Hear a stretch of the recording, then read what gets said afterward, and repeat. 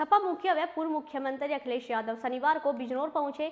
यहां नेटौर में आयोजित जनसभा में पूर्व मुख्यमंत्री अखिलेश यादव ने कहा कि पहले चरण का चुनाव और पश्चिम की यह हवा भाजपा को जीतने नहीं देगी। इसी बीच उन्होंने किसानों को लेकर क्या कुछ कहा है, सुनिए। संविधान कैसे खत्म हो जाएगा, अधिकार हमारे कैसे छिन जाएंगे। आपने हमने बहुत करीब से देखा है। 2022 के चुनाव से पहले याद होगा, पूरे देश के किसान दिल्ली में बैठ गए थे, धरने पर थे, सालों साल बैठे रहे। वो अपनी मांग कर रहे थे कि हमें एमएसपी मिलनी चाहिए, एमएसपी के लिए कानून बनना चाहिए। जो 3 काले कानून आए हैं, ये हम 3 काले कानून स्वीकार नहीं कर सकते हैं।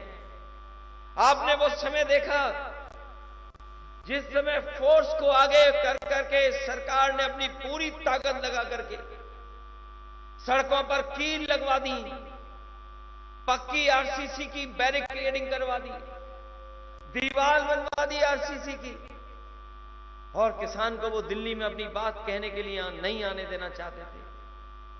जितने दिन आंदोलन चला, सर्दी में, गर्मी में, परेशानियों में, जो आंकड़े बताते हैं लगभग 1000 के लगभग किसानों की जान चली गई, लेकिन सरकार ने परवाह नहीं की।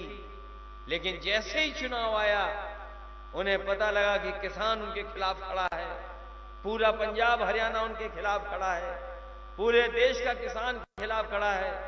उन्होंने डर करके 3 काले कानून वापस ले लिए और 3 काले कानून को कहा कि अब नहीं लागू होंगे।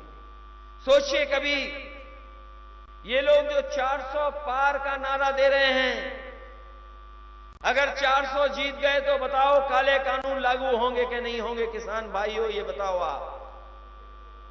अगर 400 जीत गए तो हमारे आपकी खेती, खेत में पैदा होने वाली चीज, जितनी भी फसलें हैं, ये बड़े बड़े उद्योगपतियों के हवाले कर देंगे। अभी मैं सुन रहा था, देश के प्रधानमंत्री कह रहे थे कि हमने भंडारण तैयार करा दिया है, देश का सबसे ज्यादा, दुनिया का सबसे ज्यादा भंडारण किसानों के लिए, फसल के लिए तैयार करा दिया है। मैं आपसे कहना चाहता हूं,